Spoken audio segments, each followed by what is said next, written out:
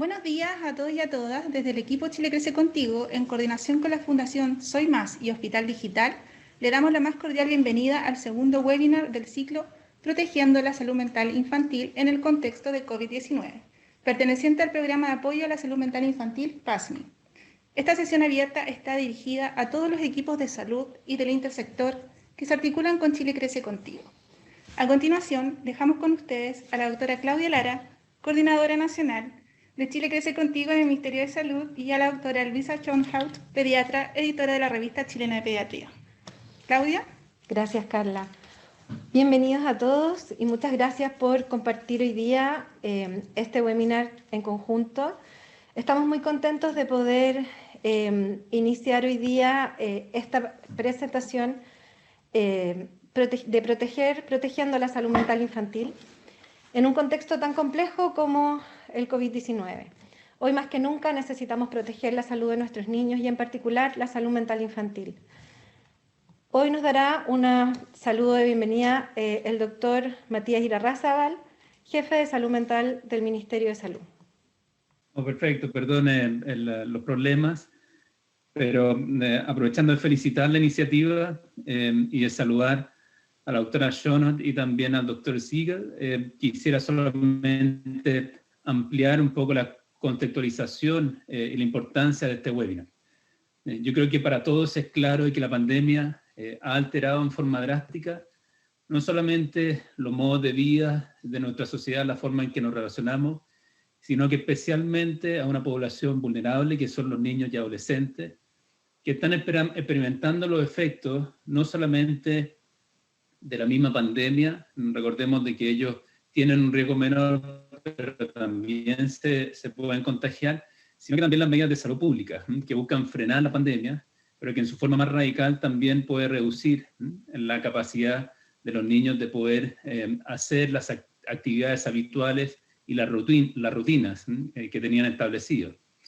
La pandemia de enfermedades infecciosas se asocia mucho con un aumento de la sintomatología ansiosa, depresiva, de estrés postraumático en la población infanto-adolescente, y también suponen un contexto en que los duelos por la pérdida de seres queridos se ven complicados por la imposibilidad de hacer rituales de despedida.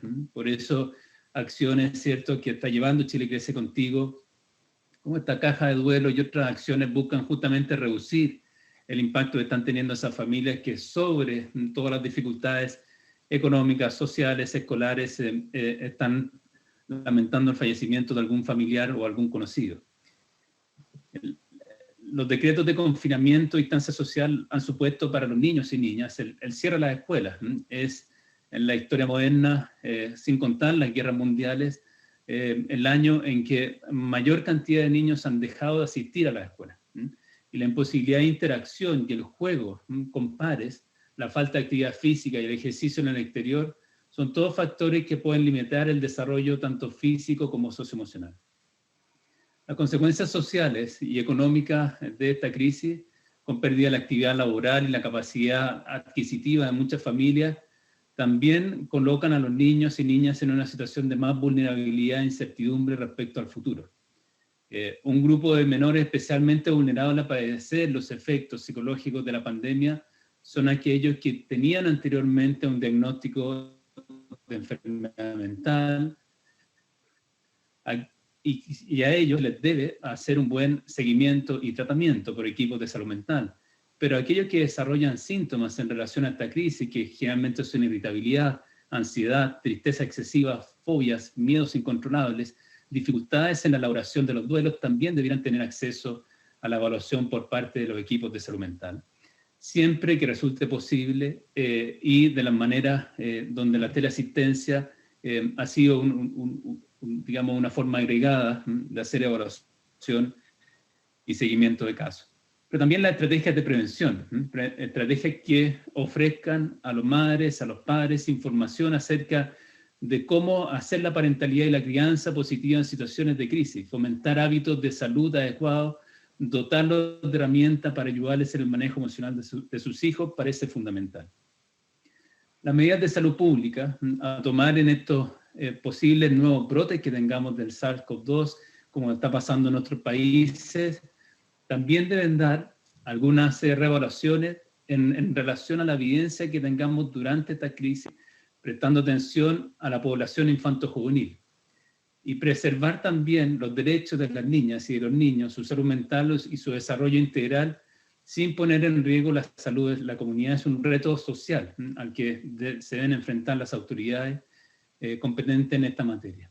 Creo que por lo tanto es de más decir que con gran entusiasmo queremos conocer por parte de los expositores de hoy día algunas recomendaciones que pueden haber en relación a cómo mejorar el desarrollo de los niños durante esta pandemia y evitar entonces las consecuencias que ya estamos viendo y que probablemente vamos a seguir viendo y donde la política pública busca reducir, prevenir, pero también promover acciones que permitan que los niños puedan desarrollar su potencial a pesar del tremendo los factores de riesgo que tiene actualmente.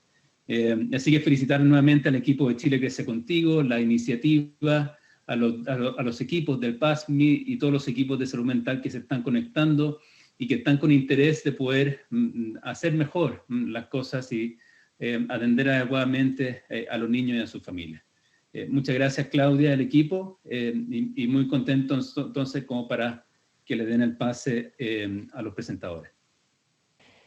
Nos acompaña la doctora Luisa Schönhaut, médico pediatra, magíster en salud pública y epidemiología, coordinadora del Centro del Niño Clínica Alemana y Universidad del Desarrollo, editora de la Revista Chilena de Pediatría y colaboradora de la Fundación Soy Más. Gracias a la Fundación, hoy podemos estar en conjunto trayendo al doctor Siegel para que nos pueda hablar un poco sobre neuroprotección infantil y desarrollo en este contexto en particular tan complejo como comentaba Matías. Luisa, nos encantaría escucharte. Bueno, primero que nada, agradecer estar acá. La verdad es que me parece increíble esta instancia de conocer al doctor Siegel en persona o relativamente en persona a través de una pantalla para una conversación directa.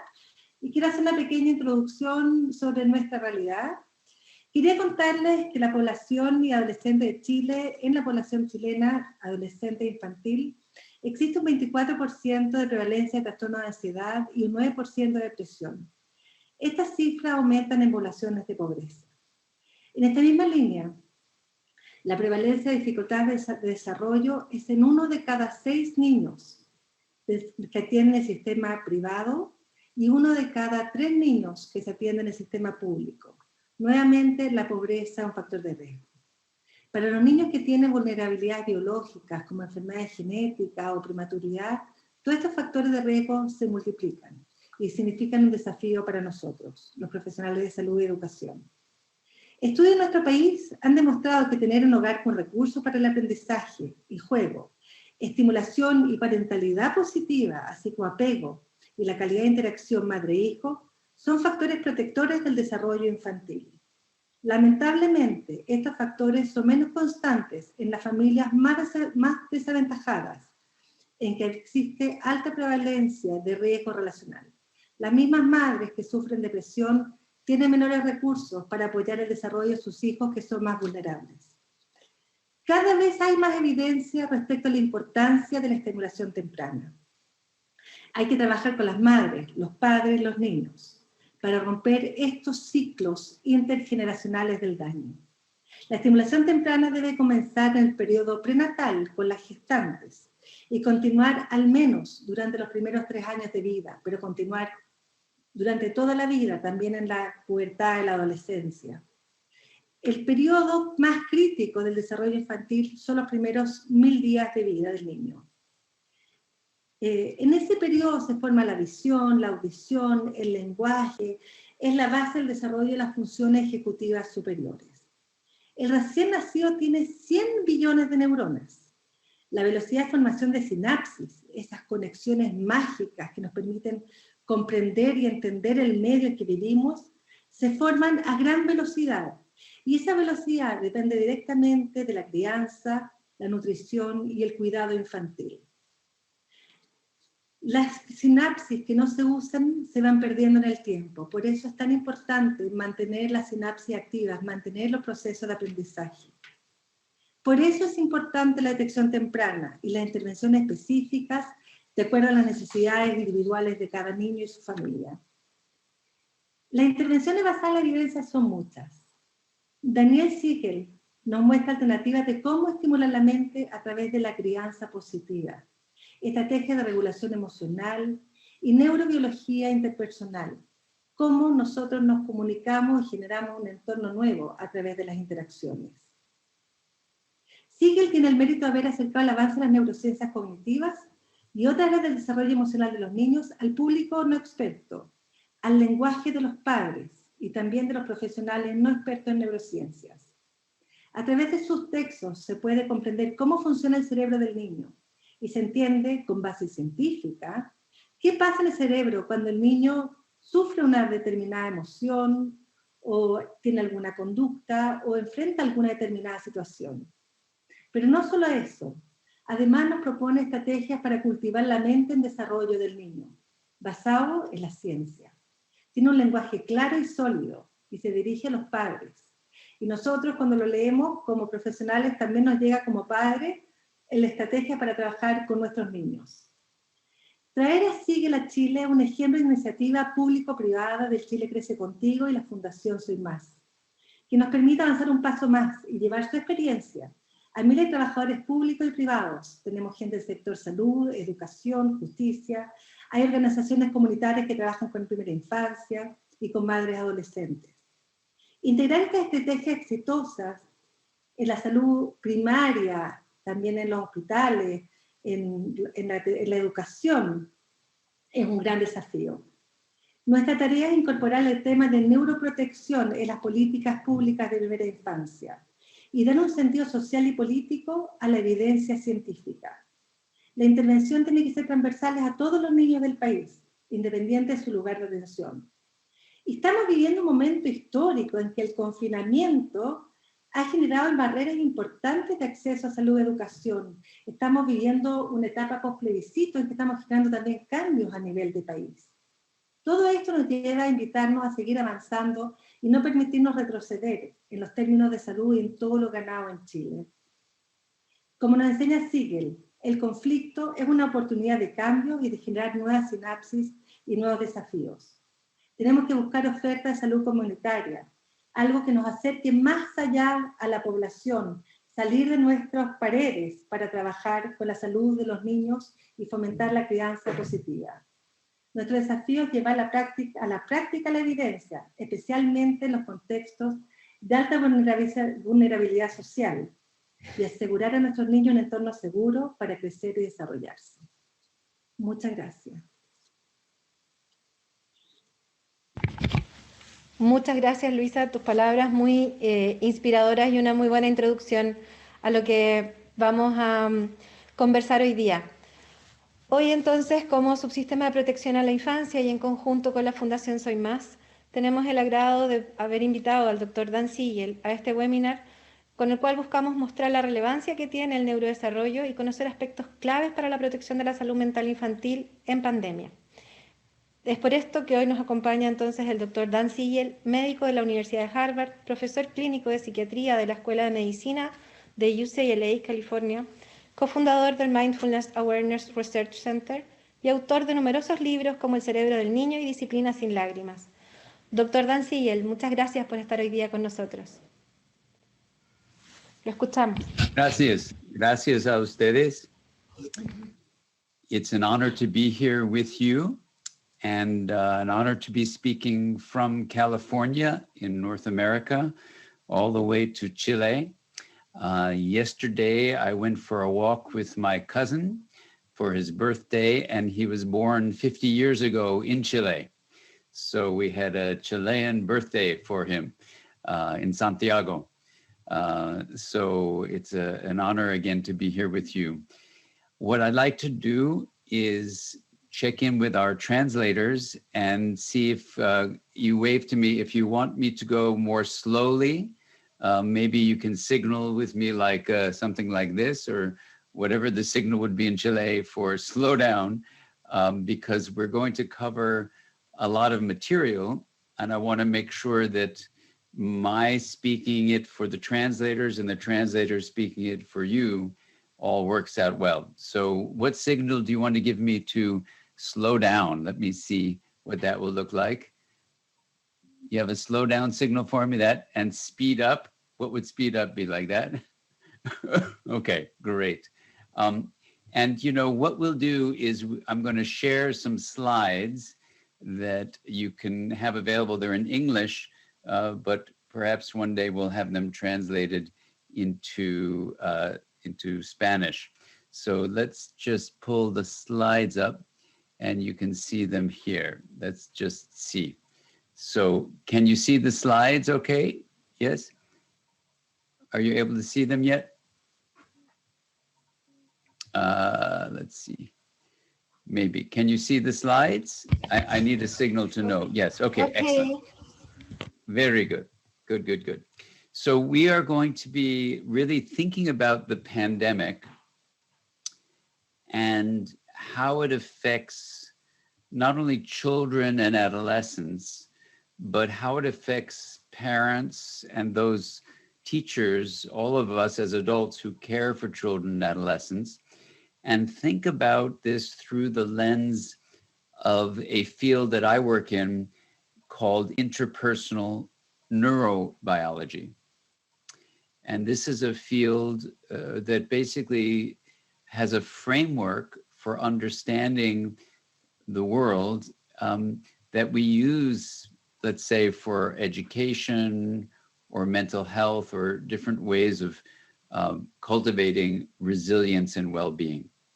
So when we get to the questions, which we'll have time later on, it'll be through the lens of interpersonal neurobiology that I will make these comments and try to address your questions. So the first way we'll begin with this opening slide is about the idea of something called attachment.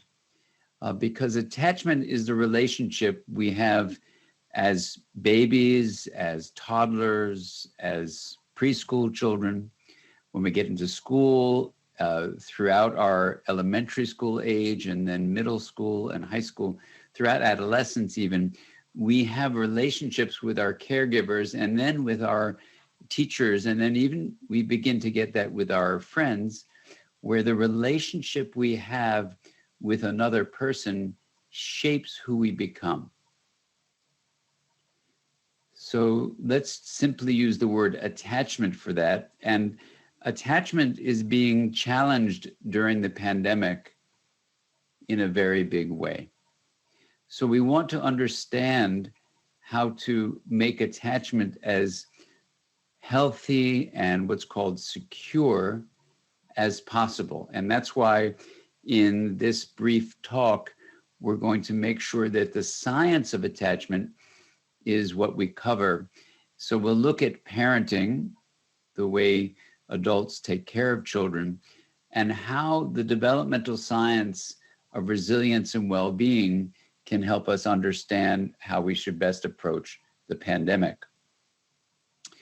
So the first question we can ask is, how does attachment, these relationships that we have with children and adolescents, how does it shape the development of the mind?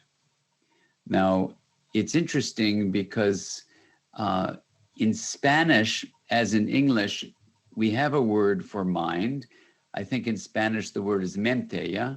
See? So in English, we have the word mind. Some languages actually don't have a word for mind, but in Spanish and English, we do have a word. And some people think of mind as lo mismo de cerebro, as the same as the brain. But we're going to see that it's actually not the same as the brain, even though many people will, in science, will tell us that. So the first thing to say is that when we talk about mind, what do we really mean? Well, one thing we mean by mind is something that in English is called subjective experience.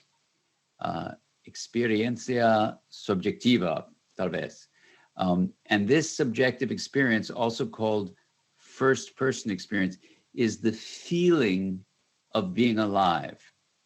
It's the sense you have that begins within you, and only really you can know it, but then you can communicate it to others.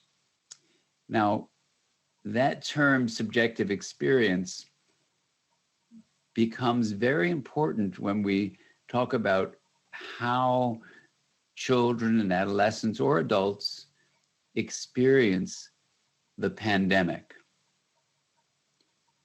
Because each of us may have different subjective experiences, feelings, thoughts, images that come to us, feelings in the body, bodily sensations. And all of that is what we mean by the word mind.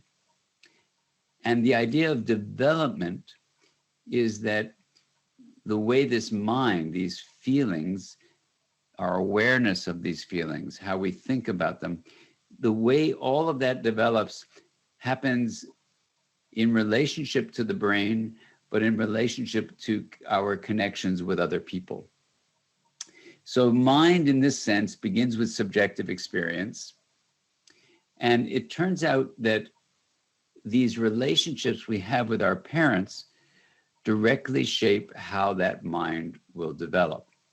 So I'm going to introduce you to some basic ideas that as we think about the pandemic, we can apply each of these ideas to the challenges that the pandemic is creating, not just in Chile, but throughout the world, in so many countries throughout our planet. And in many ways, we're having a shared experience across the globe, across the earth. The first point is how an attachment figure, and that attachment figure means the person who serves as the protector of the child, and in the science of attachment, we call that an attachment figure. So it could be a parent, it could be an aunt, an uncle, it could be a neighbor who takes care of the child. We have more than one attachment figure in our lives. And how this attachment figure communicates or interacts with a child can be thought of in this way. It's the sharing of energy and information, sharing of energía y información. Now, energy and information, which here we're abbreviating with an E for energy and an I for information, same as in Spanish. This is a fundamental way of thinking about what the mind truly is. This energy and information, I'm going to suggest to you, happens both between a child and a parent and within the child's body, including the brain. When we start thinking about it this way, in the second point here, we see that the skin of the body and the skull of the head do not block, they do not stop energy and information from flowing. Flowing means changing and moving from one place to another. That's what flow means. So when you start thinking this way, we're going to see that the mind is broader than the brain. And the mind is bigger than the body. So a child has a mental experience, a mind that is happening within their brain, within their whole body, and within the relationships that shape them. So this may be different from what you may have learned about in your training in mental health or in education. And it's certainly different from what I was taught But when you start thinking this way, you begin to understand, our third point, how this happens. And what do we know from science about how to optimize, for example, the relationship communication so that the brain in the head grows in an optimal way to cultivate well-being and resilience. And when we think about the pandemic, then we need to think about how relationships are changing because of physical distancing. In the United States, the term that's used is social distancing. And I don't know what it is in Chile. Do you use the same term, social distancing, in Chile? I think that yes. I've been trying to make the United States stop using that term and instead use the term physical distancing, because human beings need social connection, but because of the pandemic, we need physical separation. So when we use a term like we use in America, social distance, it creates a problem just by itself. So I think that has been a sad term that's being used. The term that should have been used was physical distancing. That's my suggestion, even for the United States where I live, but throughout the world, I think we should use the phrase physical distancing. So what we see is that there are 4 basic ideas I would like to make sure you think about and we can discuss, that if you can really reflect inside yourself on these 4 ideas, I think the overall goal of our meeting here will be more effective. The first has to do with well-being. And it's a very simple statement to say, but there is a process whereby different things are connected to each other. So in English, there's lots of ways of saying that. You can say the different things are differentiated. So that word means allowed to be different or unique or special. So diferenciación, how would you say that in Spanish? I'd love to know. How do you say differentiated? Is there a word for that? Diferencia. Differencia, okay, easy, all right. So, and then there's the second part of this process called connected or linked or tied together. So in Spanish, what would you say for linkage, for the connecting part? Conexiones? Exactamente, conexiones. Conexiones, okay. So diferencia y conexiones. And so the idea is that when you connect, you don't lose the differences. This becomes a very, very important point. So the overall process is called integración. Y las diferencias no están terminados después de conexiones. So after connection, you do not lose the differentiation. This is very, very important. So in our first point, there's a term in neuroscience that describes how you can study the differentiated areas in the brain and how they become linked to each other. And that term in English is connectome. So it's the word connect and then with the letters O-M-E. You can see it there. The connectome. That is a scientific term for the ways you study the differences and the linkages. And when you show that this connectome, the overall differentiation and linkage in the whole brain, when you show it's optimized, when you have maximized this interconnection of separate parts, all the measures of well-being are predicted by that finding. This becomes very important because what we can say is that when there's impairments to well-being, in lots of ways you can study that, when salud no está optimized, then you see blockages to integration, either blockages to differentiation or blockages to linkage or both. So this happens in trauma and even in disorders not related to trauma.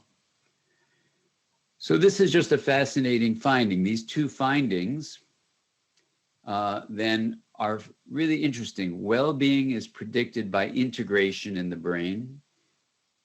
Blocked well-being is predicted by blocked integration in the brain. So you could then say from those two findings, that's very interesting. Maybe integration is health and resilience. Now, further support for that idea comes with point number 3. Integration in the brain is what's needed for something called regulation. So what are the things we mean by regulation?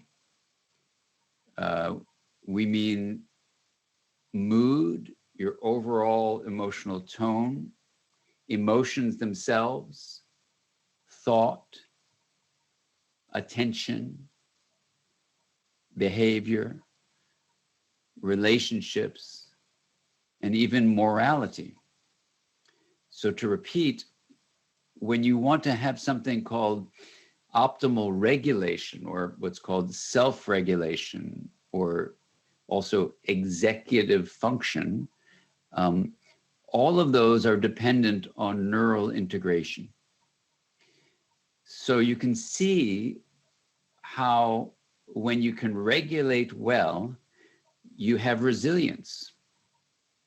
So that's another support for the idea that integration seems to be the basis of well-being. So again, point number 1, well-being is predicted by integration.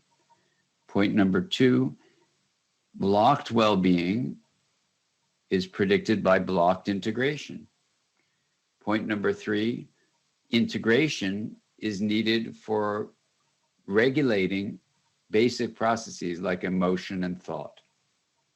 And then in point number 4, we take this overall idea that integration is health, and we say, well, where is this integration taking place? ¿Dónde está la integración del salud y resilience? I don't know how to say resilience. It reminds me of working in Puerto Rico one time when I was a young medical student, and I said the wrong thing about please. In English, you say open your mouth so you can examine the mouth. So instead of saying abre la boca y saca la lengua, to stick out the tongue, I said seca la lengua, to dry the tongue. So the patient I was talking to and his wife started laughing and laughing and laughing. So then I realized what I had done wrong. So then I wanted to say I was very embarrassed. So I said, yo soy muy embarazado. So then they laughed even more because I was saying I was pregnant. So anyway, so I'm not going to say resilience, resilient. I don't know how to say resilience in Spanish. So, but the idea here is that, how do you say it? Resiliencia y resiliente. Resiliencia? Okay. Y salud, ¿no? The resilience es la resiliencia. La resiliencia. Okay, magnifico. So here's the amazing thing in point number 4, that when relationships between people, and let's talk about the parent-child relationship, when the parent is allowing differentiation of the child, so she or he or they can have their own subjective experience, and the parent then is linking to that subjective experience of the child in a compassionate way, we call that an integrated relationship. And here's the incredibly simple kind of equation. Integrated relationships they create integration in the brain called neural integration, which leads to salud y la resiliencia, leads to health and resilience. This simple equation in point number 4 has been something I have asked my students to show me is wrong, but all we can find is many studies that support this point. And this is the major take-home point for today's talk, that any way we can bring integration into energy and information sharing, which is called a relationship, that will help produce the integration inside of the body, including the brain, that will lead to health and resilience. This integration is a simple but powerful framework that is defined very simply as the linkage of differentiated parts. La conexiones de los partes differentiated. Que está diferenciados? Yeah. So, okay. So this is the simple statement. This is an image of the brain in the head, and we can go step by step through areas like the prefrontal cortex or the hippocampus or the corpus callosum that links the left and right, or the overall brain and study the connectome. There are many ways of studying both the structures that you see here and the functions and what we mean by the term neural integration. So you can literally study it. It's a very specific way you can study the brain, so that you say an integrated brain is a healthy and resilient person's brain. So what does an integrated brain allow you to experience? Well, one of the areas that's very integrative is just behind the forehead, called the prefrontal cortex. And this is what you get when you can develop this well. And these are what develop with what's called secure attachment. So secure attachment is when a parent honors the child's or adolescent's differentiated experience and then links with compassionate communication. So that's an integrative pattern of communicating that is what is at the root, the basis, the foundation of secure attachment. You can regulate your body well, and that has to do with the two branches of the nervous system, the parasympathetic and sympathetic branch of the autonomic nervous system. But the thing just to think about is like a car. You have brakes and an accelerator, and how you balance those two is what we mean by body regulation. The ability to focus your attention on the inner experience of someone else is called attunement. And when you communicate with that attunement of your attention, so again, focusing attention on the inner subjective experience is called attunement. When we do that with someone else, it's called attuned communication. It's the basis of healthy relationships. Being able to balance one's emotions. Again, these are all functions of secure attachment that seem directly related to integration from the prefrontal cortex, emotional balance. The ability to extinguish fear, to reduce fear. And this is especially important, all of these really, when we think about the pandemic. How do we deal with the fear of a virus that's invisible? And when the brain is constantly being given signals of danger from the outside world and the way people are interacting with each other, how do we help a child develop an inner calmness of all of their emotions and to reduce fear? That's fear extinction. And then how can they be flexible?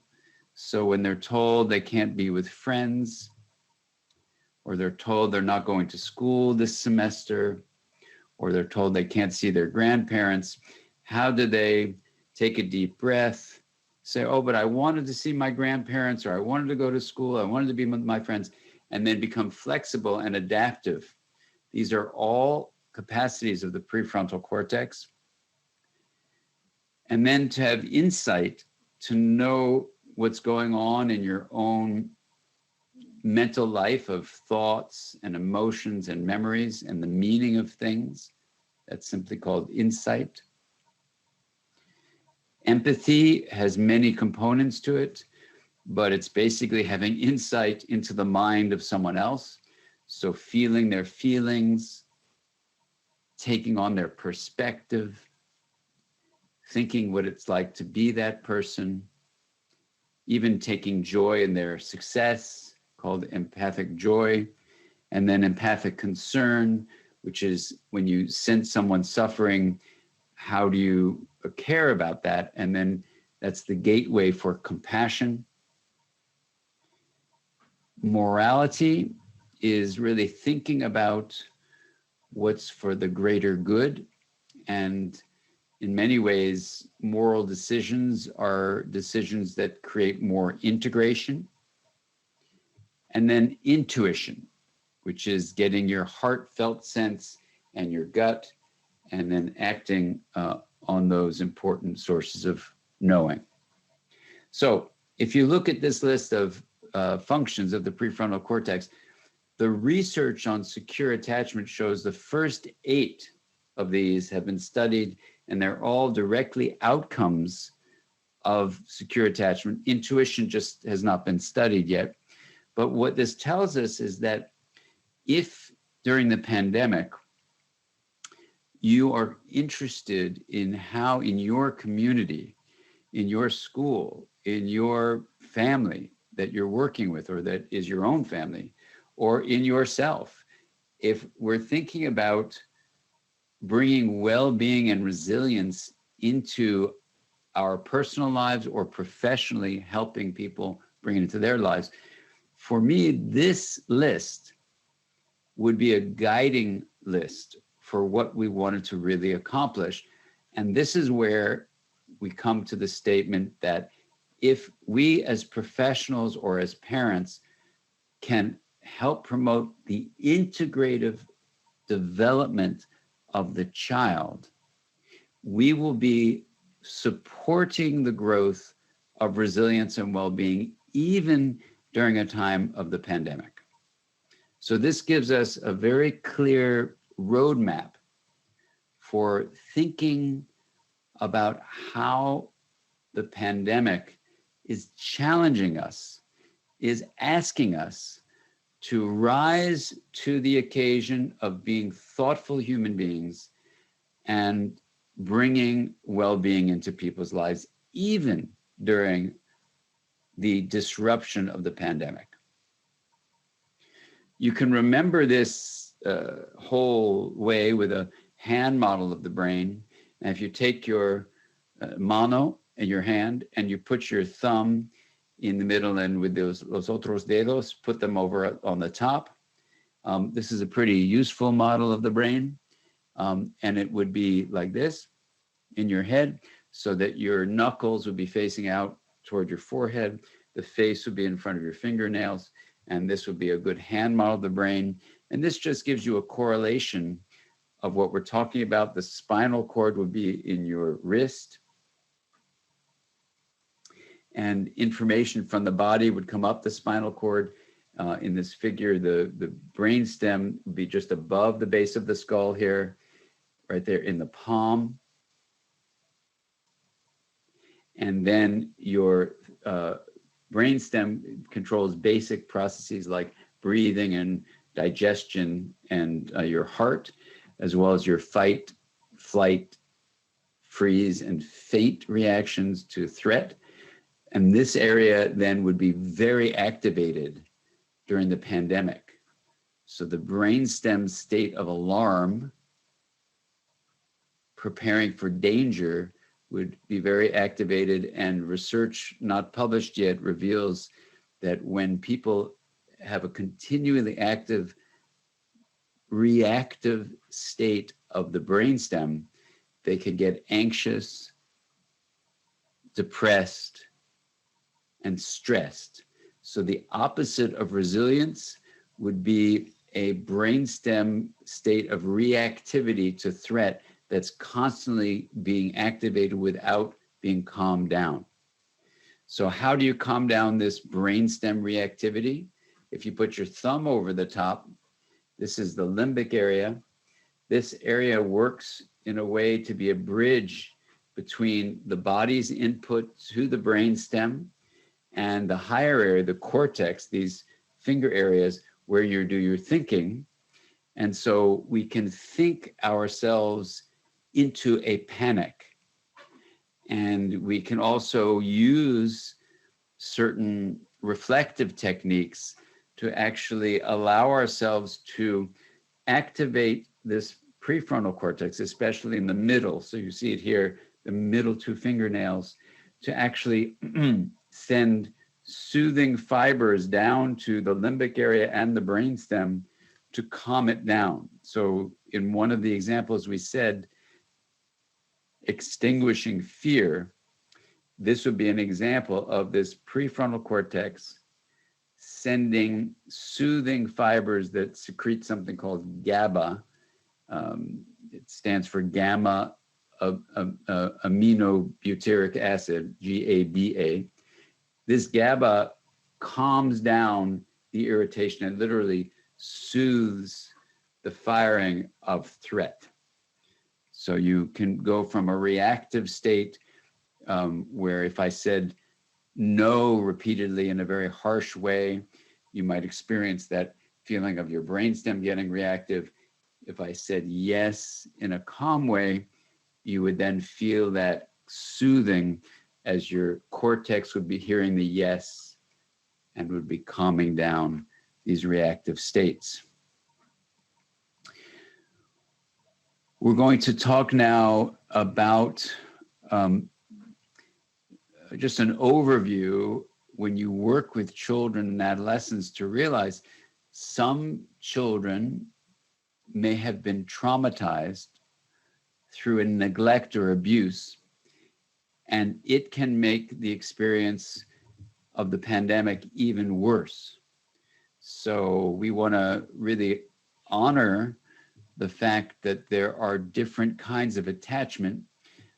Some, as you'll see, are filled with neglect and abuse, and then the child will have an impairment in the growth of these integrative fibers from the prefrontal cortex down to the lower areas, so they can't calm themselves as effectively as other children. Another area besides the prefrontal cortex is an area called the hippocampus, can be damaged with trauma. In addition, the corpus callosum that links the left and right hemispheres to each other is damaged in trauma, as well as the connectome, those differentiated areas linked together, that's damaged in trauma. So in these four major ways, literally, integration in the brain for children who have been abused or neglected, called developmental trauma, will reduce integration in their brain. And that can lead to the classic symptoms of post-traumatic stress disorder, including dissociation. So this is just a very simple slide talking about some very important findings. So as we're working with children or adolescents, we need to know that even though on the outside they can look the same, on the inside, if they've experienced trauma or other forms of adversity, they may have a harder time during the pandemic. These are the areas that are impaired in their growth with this severe form of impaired attachment. And what we can say then is that these are the ways we study the integration in the brain. When you have secure attachment, you develop these areas. But with trauma, which is one example of impaired attachment, these areas are compromised in their growth. What that means, as we've seen, is that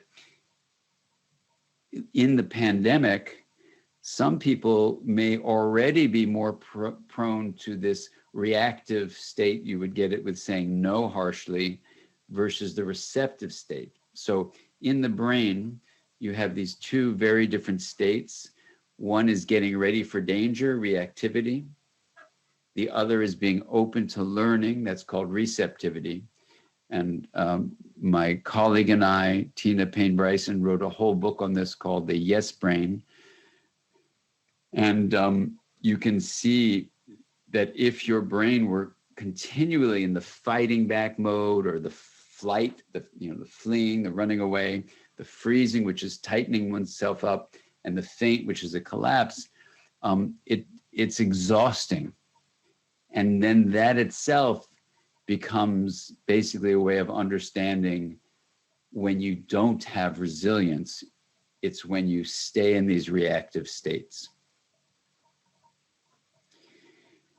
So let me check in with you. I know we talked about having half an hour for questions and answers. We can review this one slide and then open it up for questions. That's fine with me. We can also take a few more minutes and talk about the different kinds of attachment, and maybe that would come up during the question and answer period also. But let's just do this slide, and then our administrators can give us a reflection on how you'd like me to proceed. So basically, when a child has a consistent experience of being seen, when their inner subjective experience of mind is seen, they have a thing in English, you can call it feeling felt. I'd love to know how to say that in Spanish. By the caregiver, feeling felt. And the child develops well in their emotions, thinking, and relationships. It's kind of that simple.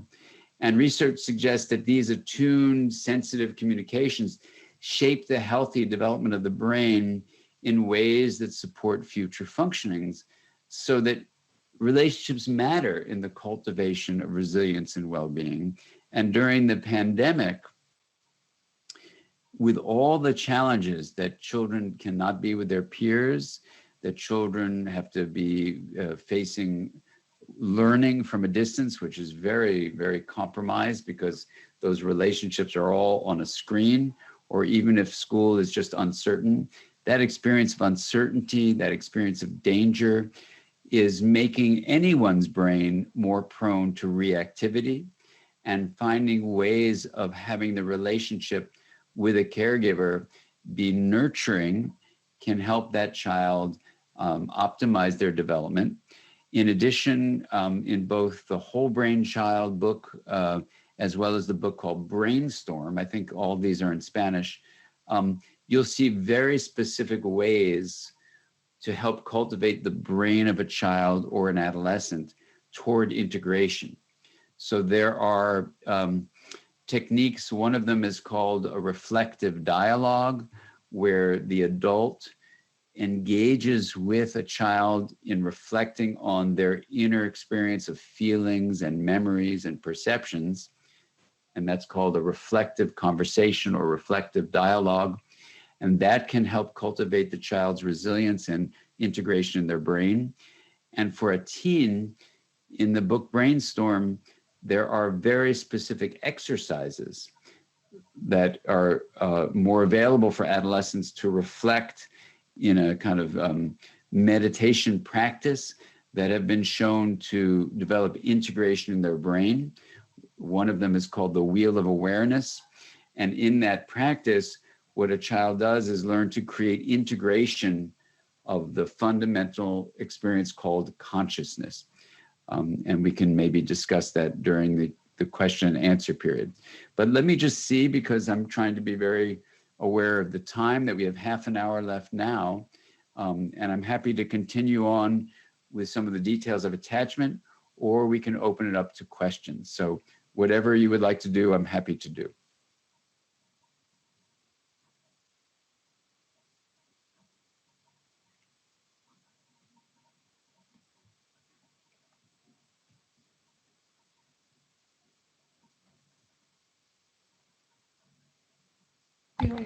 Can you tell us a little bit more about attachment? Sure. Like a few and then minutes? Why don't we do this? Why don't you just tell me when you've had enough of that, and then we'll go to the question and answer period. So I will go on, but just interrupt me at any time. I welcome that. Okay, thank you. Great. Okay, so let's look at what secure attachment is really all about, because during the pandemic, this is really what we want to encourage teachers to support, and therapists to support, and parents to support. And it's simple but very profound, that integration, this linkage of differentiated parts, thinking of that as the heart of well-being, that's what happens with secure attachment.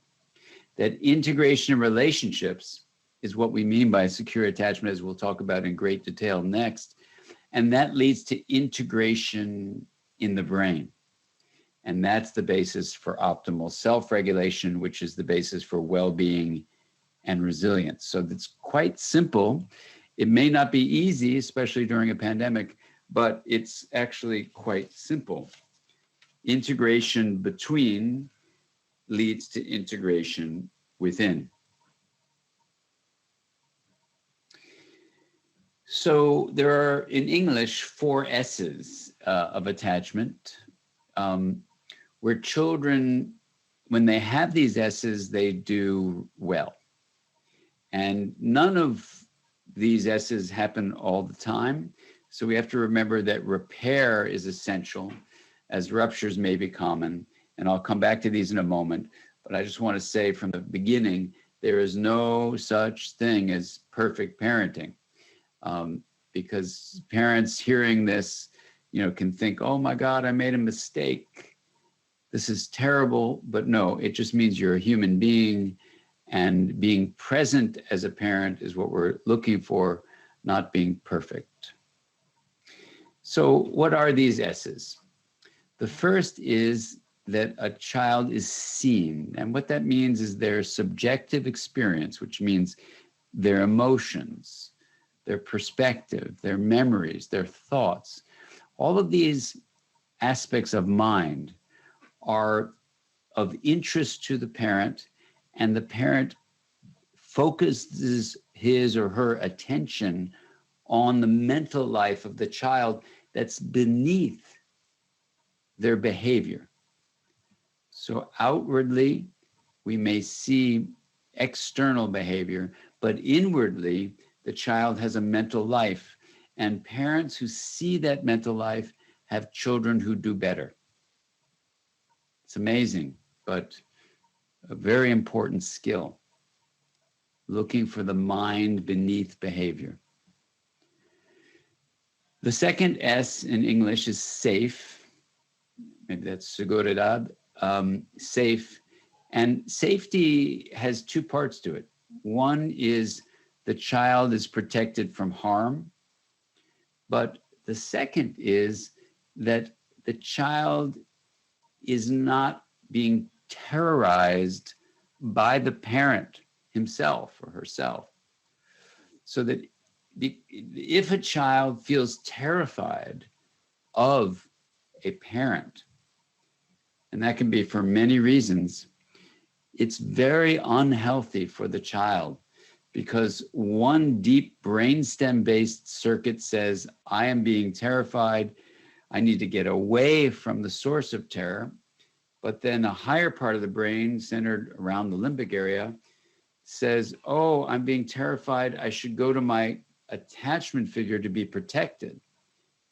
So if the attachment figure is the source of terror, then one part of the brain says, go toward that figure, Another part of the brain says, go away from that figure, because that's the source of terror. And the brain fragments. And there's no organized way of dealing with that. It's called fear without solution. Unfortunately, with the pandemic, there is more, at least in the United States, domestic violence. There's more drug abuse. There's more depression. There's more anxiety. There's more suicide. So all of those things are terrifying for a child. So this kind of being terrified of your caregiver, of course, happens with abuse and neglect, but it also happens with domestic violence. It also happens when a parent is drunk. And so these may not be direct attacks on a child, but they directly create terror because of the parent's actions. So that's safety. The third S is soothed. Soothing means a parent senses distress in a child and helps them to feel calm and cared about. That's what soothing means. And when we're soothed, we come to learn that, oh, I can feel really, really bad, but soon something's going to happen with my parent and I'm going to feel better. So not only do I feel better by what they do, but I learn with repeated experience of being soothed that it's going to be okay. And that's another source of resilience. When I can be soothed reliably, when I can be safe reliably, when I can be seen reliably, and when those don't happen, there's repair in those things, then I develop secure attachment, which is an overall sense that things are going to be okay. And this is where the pandemic, no one's done the research yet, of course, but the pandemic is likely evoking what baseline attachment we have. And that if we have, as you'll see in the next slide, these different kinds of insecure attachments where ruptures in these S's were not there, then it'll be much harder for us. So let's look at this slide. This reminds us that repair, very, very important. No such thing as perfect parenting. There is a way a parent can be, in English, the acronym is PART. We can be present. That means come with an open, receptive awareness. Attuned, attunement means focusing attention on the inner life of the person in front of us. Resonance means we are shaped by the experiences of the other person. And then trust is where there's this feeling of safety and reliability in the parent-child connection. So I don't know if that makes an acronym in Spanish, but in English, it's very useful as PART, to be present, attuned, to resonate, and develop trust.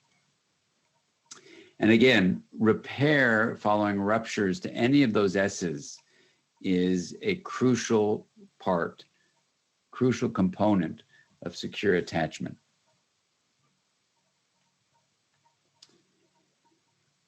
Sometimes the integrative functions that we talked about of body regulation and attunement, emotional balance, response flexibility, fear modulation, insight, empathy, the ones at the bottom of the slide, morality and intuition, they can be temporarily shut off when you can say you flip our lid. If you do your hand model of the brain, and this would be an example of flipping your lid, just visually, it's a metaphor, you can lose any of those functions. And this can explain the impact of drugs on parental behavior or the impact of fear in a parent.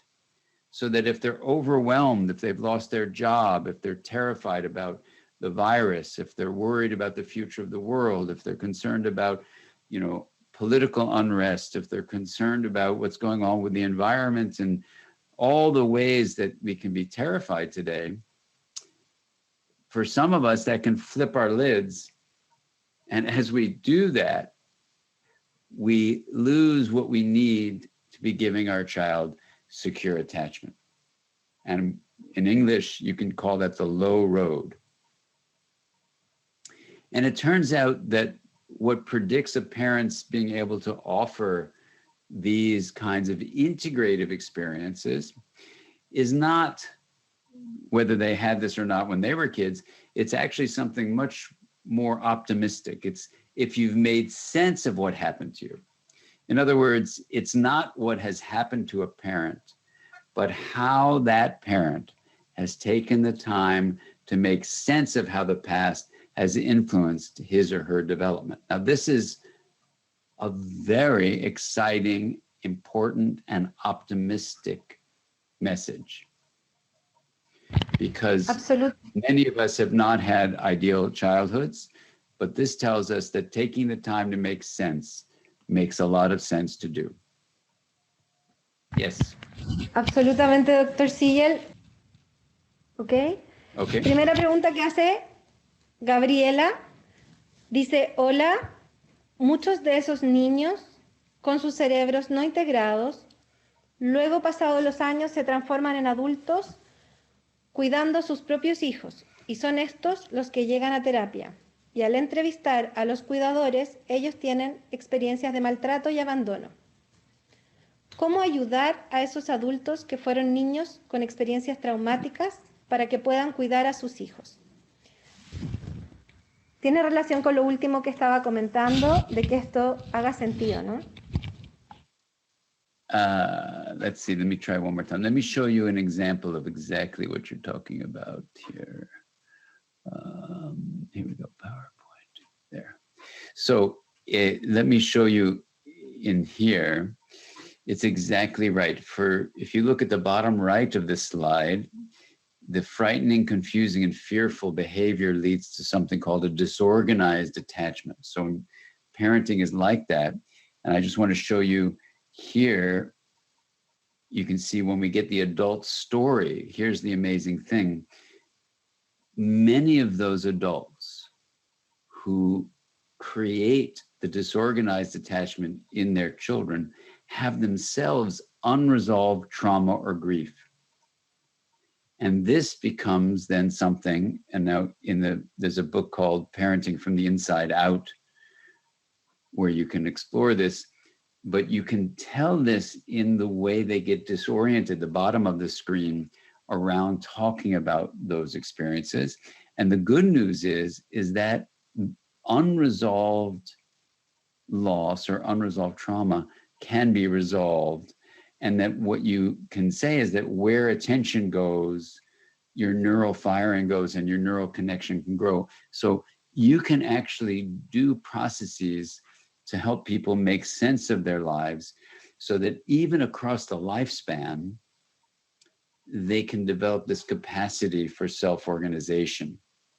And this is the whole notion that if you as a professional can bring kindness and compassion, it's a way of bringing integration into that person's life, and they can learn to be kind and compassionate, but they would need to start developing this capacity for self-reflection and to do that work.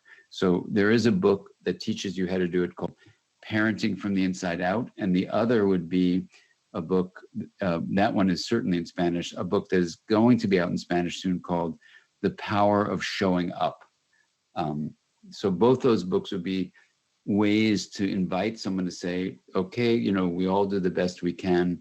How can I help you develop this new way of being in the world? Gracias, Dr. Siegel. De nada. Luisa. Muchas gracias por la respuesta. Yo también quiero hacer una pregunta. Chile es un país pobre. Tenemos recursos limitados para programas para madres y primera infancia en condiciones de pobreza, y en este contexto, ¿qué prioriza usted? ¿Por dónde podemos empezar? In Chile, I think if people realized that the the inner work of making sense of your life can be supported by relationships that don't cost money. We're not saying here you need any fancy or expensive technology.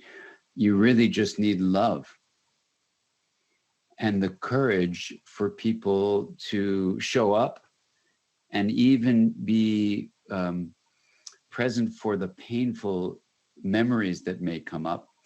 It's possible. The research is clear across cultures that it is possible for adults to heal unresolved experiences from the past. I wrote a book called Mindsight, also in Spanish, where you'll see me work with someone in his 90s. And it didn't cost money.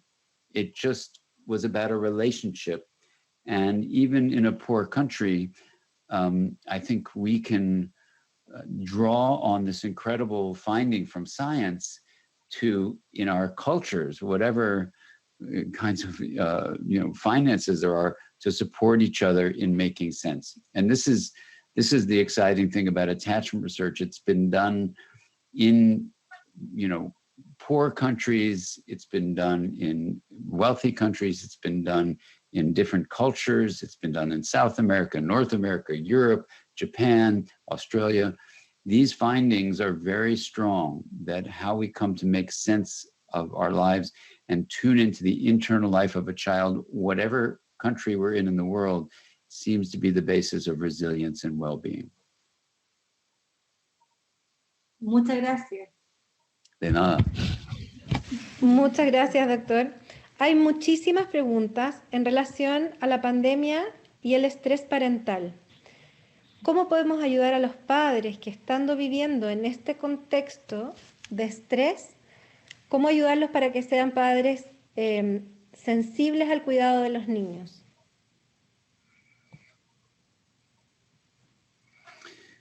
Well, I think one of the things that the pandemic is bringing up for everyone on the planet is a longing for certainty.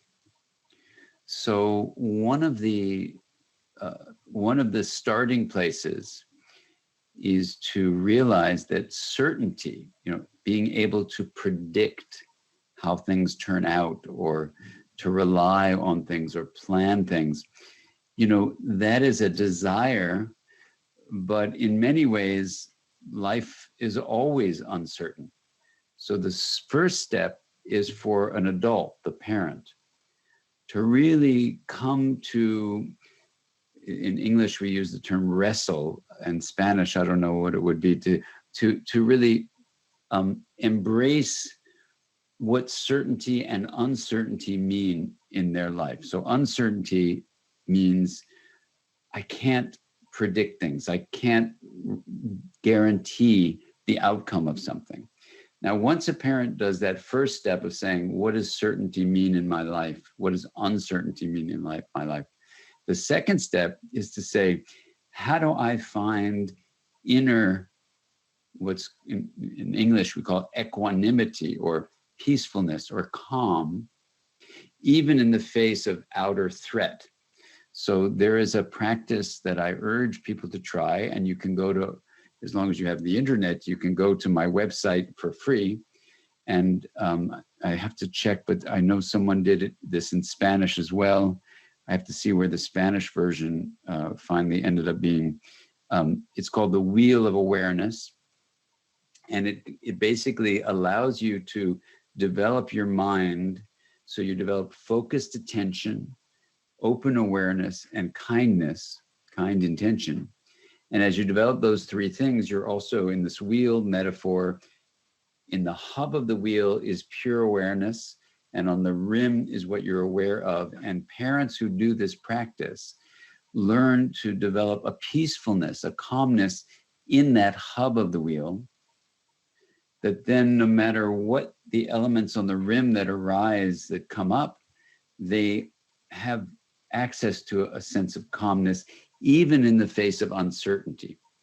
So those two steps are steps towards well-being and resilience. And I could list, this would be a different kind of talk, but when people do these three practices of opening awareness, focusing attention, and building kind intention, they actually reduce stress, they improve their cardiovascular system, they reduce inflammation, they improve the immune system's capacity to fight infection, and they even optimize an enzyme that maintains the integrity of your genes called telomerase. And in addition, those practices grow integration in your brain as an adult. So I say all this because you're asking, well, what can we do? What can we do? The Wheel of Awareness has all three of the proven ways of developing resilience in you as an adult. So I would do the Wheel of Awareness. I would encourage people to become aware of the attachment finding that you can at any age make sense of what happened to you for free. This should, well, I mean, you might need a book, but for whatever a book costs, you know, to do the work of making sense of your life. And if you just did those two things, making sense of your life and integrating consciousness with this Wheel of Awareness, with the three steps of building an integrated brain and improving your health, you'd be impacting the well-being of people, anyone who were doing these two practices. So that would be my suggestion, that no matter the financial state, we have basically very inexpensive resources for people to build resilience in their life. Now, the pandemic is challenging this. There's no question about it. The pandemic is challenging everyone on the planet, no matter how much wealth there is. Certainly the United States, with more wealth than anything, in many ways is doing worse than almost any other country on the planet. So I wouldn't equate financial wealth with mental health or resilience at all. And so this is a time to really build on the community strength that you have in Chile, and building on these inner, really strengthenings of the mind and strengthenings of relationships. Those two locations of the mind, within and between, can be integrated to build well-being and resilience in people's lives. Muchas gracias. La pregunta va dirigida ahora a cómo implementar estas estrategias en medio del confinamiento. Los profesionales tienen miedo, estamos trabajando mucho por teledistancia, porque la gente tiene miedo al contagio. Entonces, las acciones han cambiado, las relaciones, estamos con mascarilla, estamos con máscara facial, estamos trabajando por teleconsulta. ¿Cómo podemos implementar estas estrategias?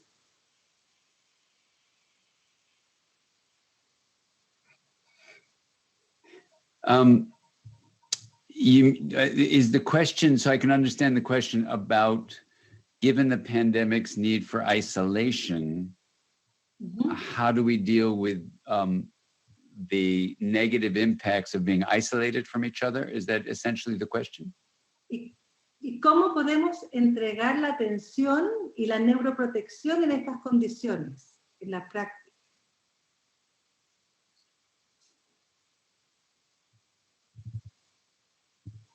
Oh, well, how do we provide the care?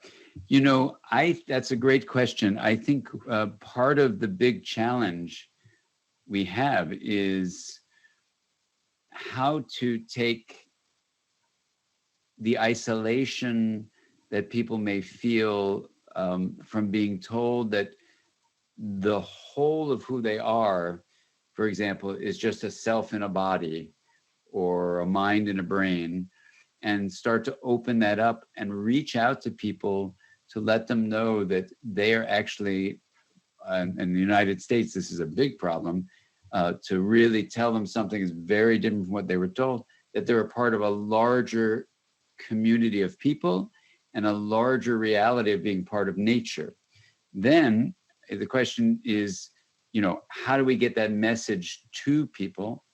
And it's a really great question because of our isolation.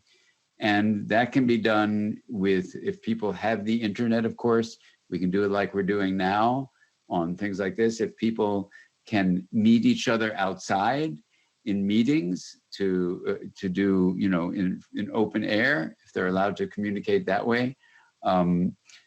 People, can find a way to connect because we are such social beings. We must have connections with other people.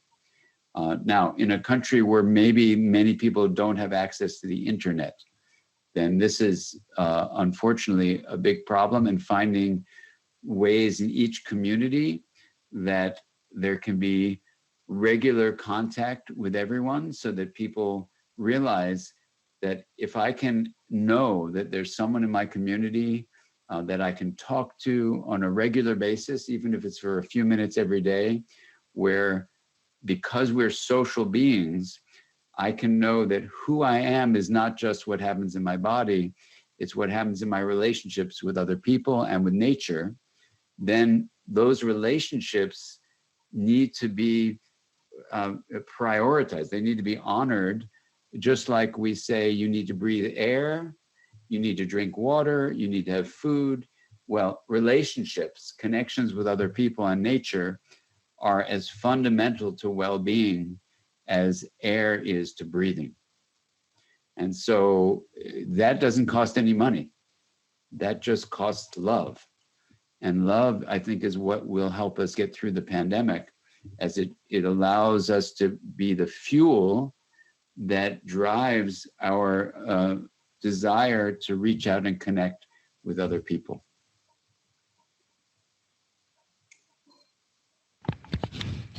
Gracias, doctor Siegel. Hay una pregunta.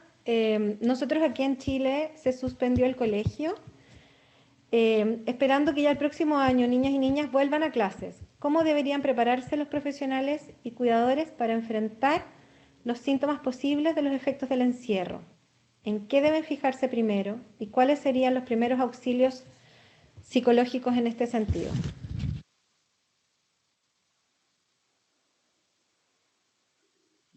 If you take this notion of relationships as central to the mind, and the body is central to the mind, those two things, then you can see for the body, for example, we have a colleague and I made a thing called the healthy mind platter.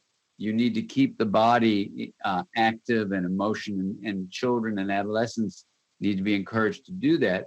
And equally as important is what their mind does with the focus of attention, the playfulness.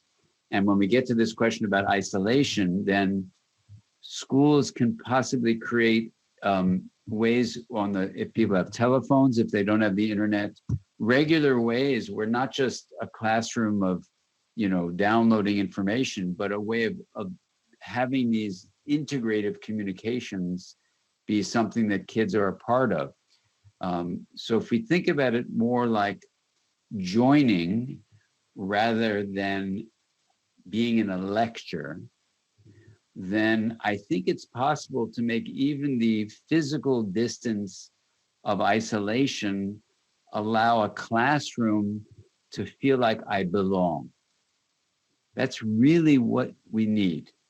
So if teachers make that their priority, they can create, even if it's about getting together on a phone, if you have a conference call line and people sharing stories, or making up an ongoing story together, or even if it's on the phone, making music together, different things about joining as a community, I think is really what we need, rather than worrying too much about, are they getting all the factual knowledge? Once they have the priority of belonging taken care of, then I think they'll be very open to learning the information they need for the school year. But isolation can lead to really the pain of disconnection, and we need to deal with that with belonging. Muchas gracias, doctor Siegel. Para terminar, solo una última pregunta. Hay muchísimas preguntas y entendemos el corto tiempo que tenemos, así que vamos a redondear un poco el final, solo pidiéndoles algunas palabras a ustedes en relación a cómo podemos proteger en Chile, en particular, la salud mental de nuestros niños, entendiendo que no solamente estamos viviendo también la pandemia, sino que estamos pasando por un proceso muy particular, social, en que nos lleva un poco a lo que usted nos hablaba al final, que es la importancia de la convivencia social, ¿no?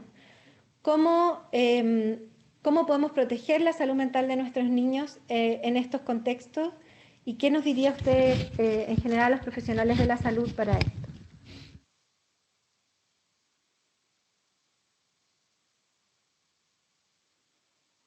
So you want me to give a summary of that? Yeah, well, I guess the summary would be kind of like your question is asking, you know, the human mind is not just what happens inside an isolated brain.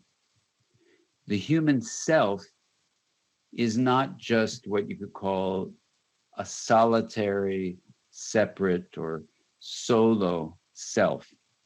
Instead, think of the mind as both fully embodied, so people need to be literally moving their body around, and it's fully relational.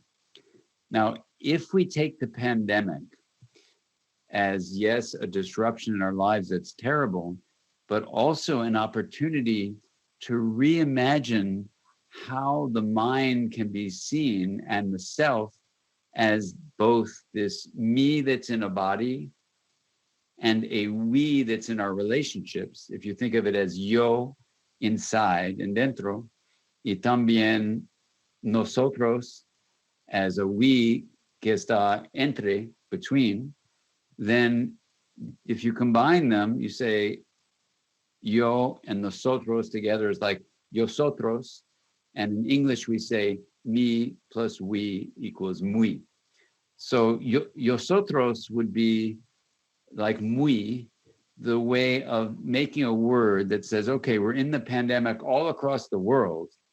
So together, humanity has to realize that yosotros, muy, can have a new way of living on this earth, and the meaning we can find, the significance and the value we can find in a pandemic no one asked for, is that instead of having people living lives in modern culture as isolated beings, muy or nosotros can realize that we are all deeply interconnected, not just with people all across the planet, but with nature.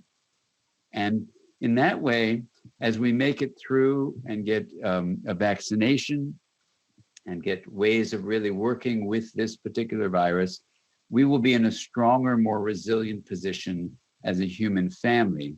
And I think that is the hope that in many ways mental health professionals and education professionals and parents have a wonderful opportunity and responsibility to cultivate hope in our lives, keep that very much alive. If you wanted to know the science of hope, it has these 4 qualities to it. We need a goal that we're working on together. So the goal I'm inviting you in Chile to think about is how to make an integrated self, not just a me alone, but me plus we equals muy. Yo y nosotros equals vosotros. That's the goal. The next is agency. We need to give people an empowerment to actually make a difference in the world. And even if it's reaching out just to a neighbor, that can go where you feel helpless and you feel helpful. So agency is the second thing. The third thing is social supports. We need to have each other. And if it's one-on-one, that's fine. If it's a group of people, that's fine. We can maintain physical distance while maintaining social connections. That's number 3, social support. And number 4, the last thing, is have a pathway that has a purposeful project. And in many ways, the word purpose involves doing something that isn't just for your own pleasure, but is for the benefit of a greater good, for benefit of others.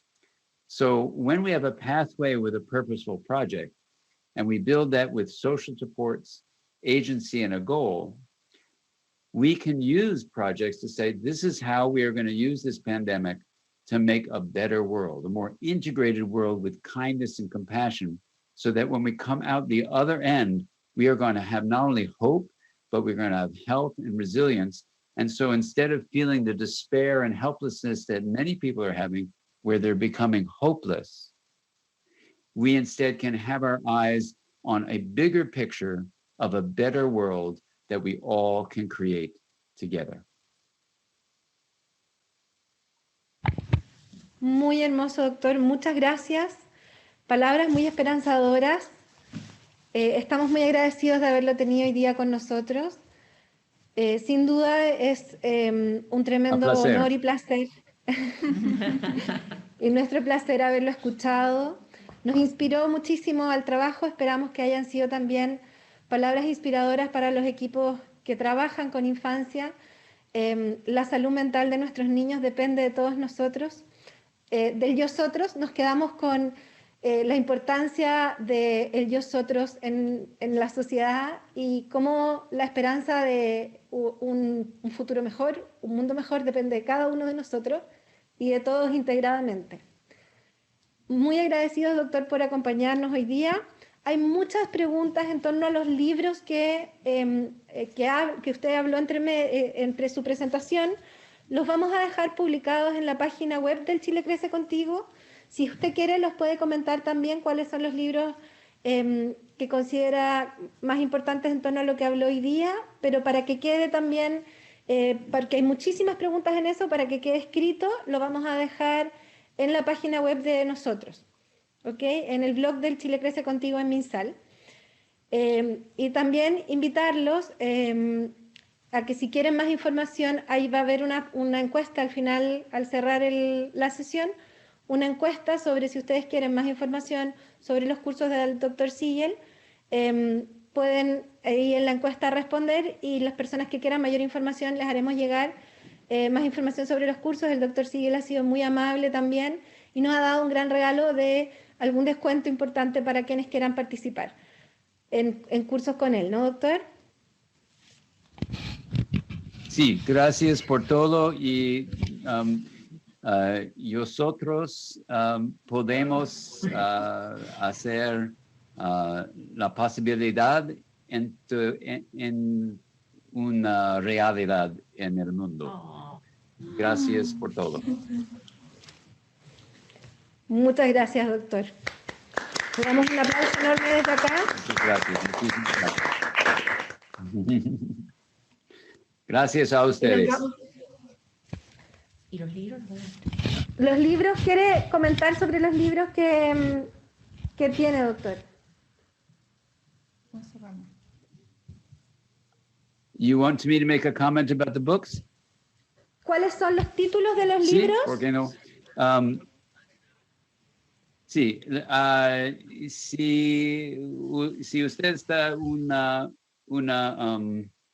I guess if you're a professional, I would start with The Developing Mind, but I don't think the most recent one is in Spanish yet. But that would be a book to start with. Even the second edition is fine.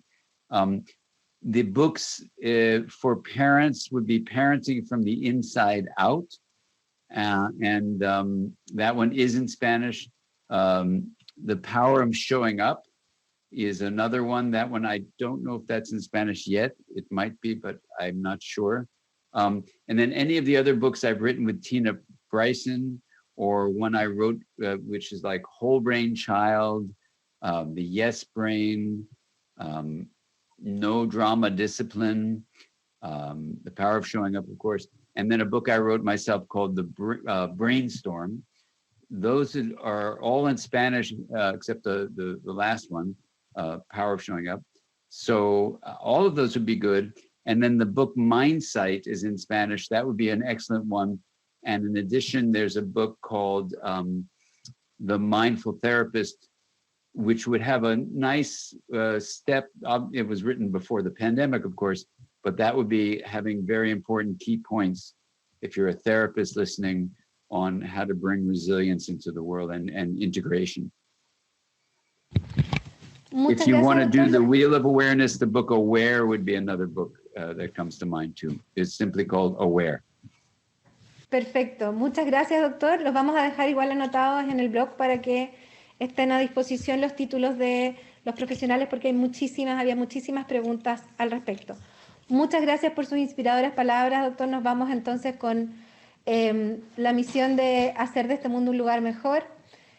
Muchas gracias a la Fundación Soy Más, que nos permitió estar en contacto con usted hoy día y trabajar en conjunto. Fue un placer, así que muchísimas gracias, Luisa, por comentar esto también. Gracias a ustedes. Gracias a Hospital Digital, por supuesto. Y, como no, muchas gracias al equipo Chile Crece Contigo, que desde el nivel central de MinSal han hecho una labor enorme en los últimos meses para poder tener esta presentación. Así que muchísimas gracias a todos. Esperamos que haya sido de utilidad y nos vamos entonces con el enorme desafío de hacer de este mundo un lugar mejor, todos juntos, integrándonos. Un abrazo, doctor. Muchas gracias. Aplausos. Gracias.